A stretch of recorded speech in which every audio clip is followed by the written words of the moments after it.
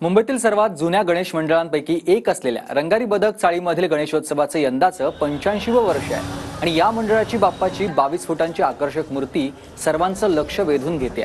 यंदा मंडळानं गणेशाचं लंबोदर हे रूप साकारलंय तर अक्कलकोटच्या स्वामी समर्थ मंदिराचा देखावा साकारलेला आहे।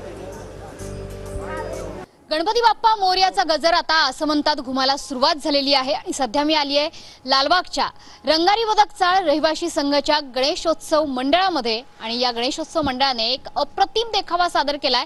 हा देखावा आहे अक्कलकोटचा, त्यामुळे रंगारी बदक चाळ गणेशोत्सव मित्रमंडळाला जर तुम्ही भेट दिली तर तुम्हाला वाटेल की मी अक्कलकोटमध्ये आली आहे।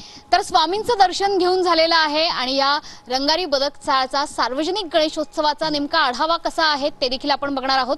माझ्या सोबत या मंडळाचे सगळे पदाधिकारी आहेत। मला सांगा की किती वर्ष झाली आहेत मंडळाला? अर्थात रंगारी बदक चाळ मंडळ म्हणलं की आकर्षक देखावे ही ओळख ठरलेली आहे। यंदाच्या वर्षीच्या देखाव्याचं काय महत्त्व आहे? या वर्षी आमचं 85वं वर्ष आहे आणि गेली 84 वर्ष आम्ही पारंपरिक कथांवर आम्ही सादर करीत आलेलो आहे।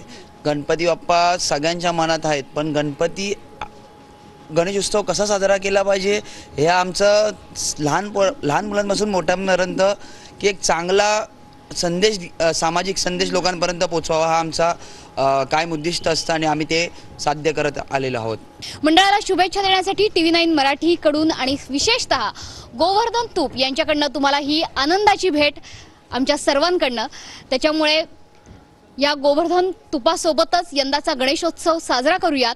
गोवर्धन तूप बनलेला आहे गाईच्या शुद्ध दुधापासून, त्यामुळे यंदाचा गणेशोत्सव साजरा करूयात गोवर्धन तुपासोबत, जे आहे शुद्ध, सोनेरी आणि दाणेदार। त्याच्यामुळे गणपती बाप्पा मोरयांचा गजर असा सुरू राहणार आहे। बघूयात पुढच्या मंडळामध्ये आपल्याला कोणता गणपती बघायला मिळतो।